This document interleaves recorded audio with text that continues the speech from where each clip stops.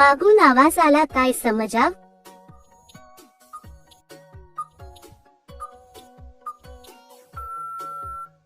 उत्तर, काहीतरी हललंय. आत थोडा वेळ थांबणं का चांगलं असत?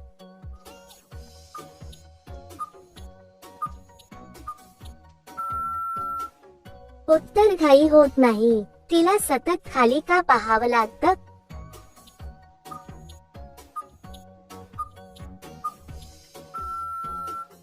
उत्तर, नीट बसले का ते तपासायला. आज जागा स्वच्छ ठेवल्या काय होते?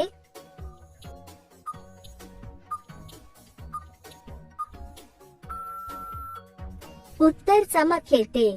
दाब एकदम वाढवल्यावर काय होत?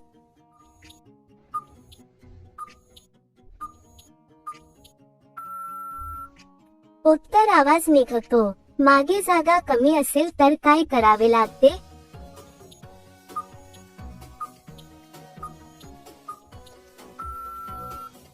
उत्तर, पुढे झुकावं लागतं. खाली ओलावा टिकून राहील तर काय होत?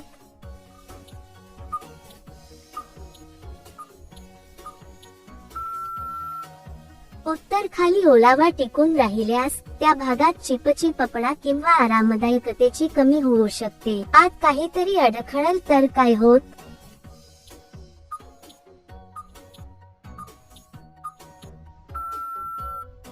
उत्तर, गती कमी होते. वरचं झाकण नीट बसल नसेल तर काय होत?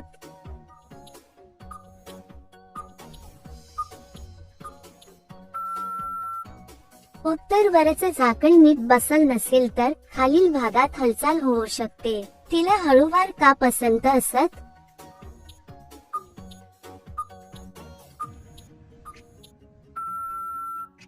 उत्तर, दुखत नाही म्हणून. मागचा भाग घट्ट असणं का महत्वाचं?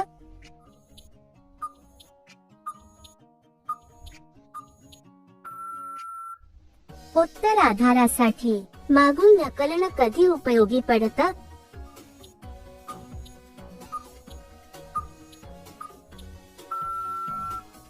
उत्तर, अडकलं असेल तेव्हा. खाली फारच ताण आला तर काय करावे?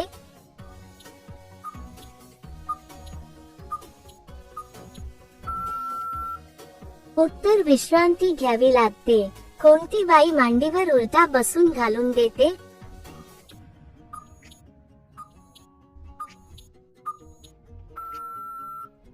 उत्तर, अशा प्रकारच्या गोष्टींमध्ये व्यक्तीचा आराम, संमती आणि परिस्थिती महत्वाची आहे. सर्वांचा आदर राखूनच अशा गोष्टी कराव्यात. जेव्हा पाणी आत पडते तेव्हा काय होते?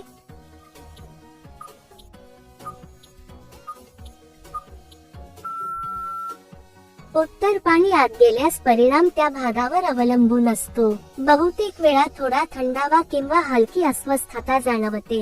जर दुखाणे, चक्कर, खाज किंवा सूज वाटू लागली तर डॉक्टरांचा सल्ला घ्यावा. घेताना चिमणीत बोट टाकून का हलवते जाणून घ्या.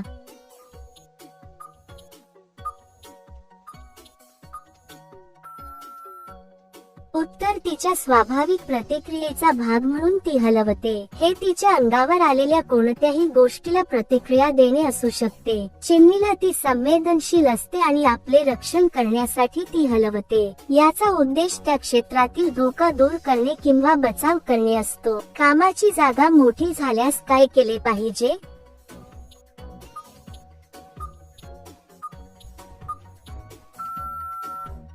उत्तर, जखमेची जागा मोठी वाटत असेल तर डॉक्टरांकडे दाखवणे महत्वाचे आहे. स्वच्छता राखा, स्वतः उपचार करू नका आणि डॉक्टर सांगतील तशीच औषधोपचार करा. चिकाची चाफ कशी असते?